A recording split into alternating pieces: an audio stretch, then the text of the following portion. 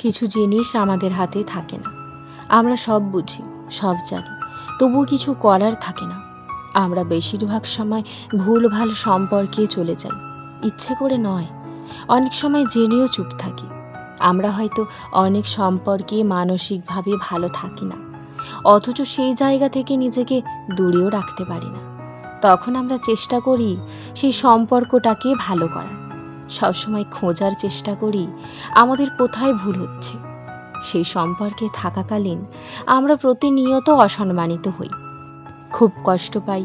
অনেক সময় শারীরিক দিক থেকেও তার প্রভাব পড়ে। তবুও আমরা দাঁত কামড়ে পড়ে থাকি। মন ভালো রাখার জন্য আমরা কিছু সময় কথা শুনি, অনেক কথা বলিও, যেগুলোর বেশিরভাগটাই বোঝায় যে এগুলো ভালোবাসা।